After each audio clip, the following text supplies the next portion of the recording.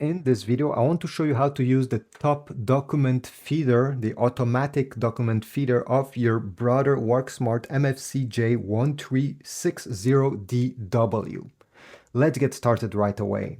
Now, I will use my Android smartphone, but it works the same way on an iPhone and even a Mac or PC. So the first thing is, how do you put the document over here? Well, first of all, you see these are tabs. If you're going to use US letter size paper, okay, the one that most people will use, you need to extend these. So we're going to push them to the extremities. Then you're going to make sure that you open this small part over here. If you don't do this, the paper, once it's got scanned, will fly away on your desk, and you don't want that. Then you're going to take your document. As you see here, I have multiple pages. This automatic document feeder can take up to 15 pages, if I remember right. I'll put on the screen if I want to correct this. So step number one, align your pages. If one of the pages has a staple, remove it. If not, it will get jammed. You don't want that.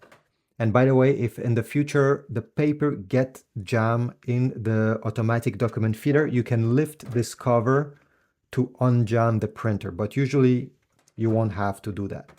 All right, so once your document is aligned like this, you're going to place it facing down with the top part of your document towards the left side, and the first page of your document should be the first one over here. Okay, then glide it in between these two guides over here like that. It needs to go under them, as you see. Push it until you cannot push it anymore. Don't force it. Then once you're ready, you're going to take your app. You will need to use the Brother Mobile Connect app. Okay, it looks like this. It looks like this. You absolutely need to download it and connect the printer to the app. I have made, again, a separate video showing you how to do this connection. So I'll assume that it's already connected. Press the scan button. And now make sure these settings are okay with you. So do you want in color or black and white? Do you want, the document size? In my case, it's US letter size, so I'll keep it to letter. And over here, the resolution. If you're simply scanning text, you can select 200 dpi. But if it's something that, a document, let's say with pictures, then 300 dpi is better, since it will give you slightly more details. At the end, you're going to press the scan button. And as you see, the scanner will start taking page by page, starting with the one that is on the bottom, the first one. And they will all come out on the top over here. So you just have to wait, and they will appear one by one on your display. When you're done, you'll get this page. These copies are not saved yet. Don't exit the app. So if you want to add more pages to your document, let's say you had 100 pages, well, remove these.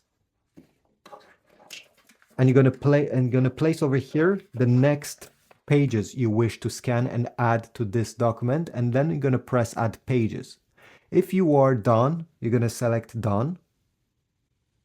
And from here you have multiple options, including this button over here. This is to edit your scan. So you can change the framing if this is what you want. You can rotate the pages if one was misplaced. Okay, I'll press done.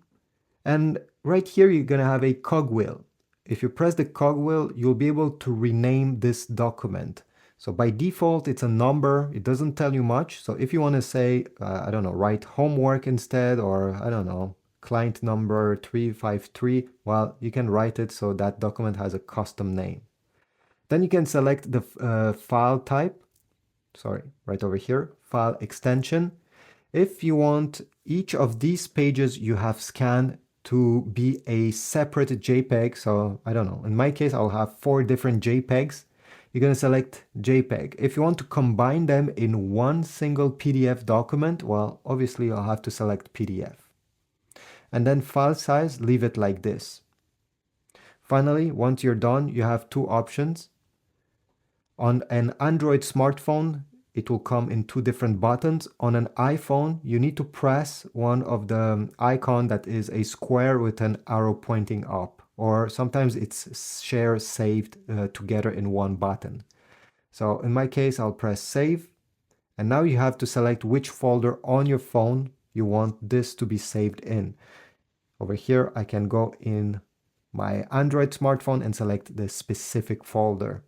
Otherwise, I can click share and I will have access to all my contacts in case I want to share it with one of them, or all the apps that I have on my phone where I can share this file with. I can even click more and get all the apps that will accept this PDF file.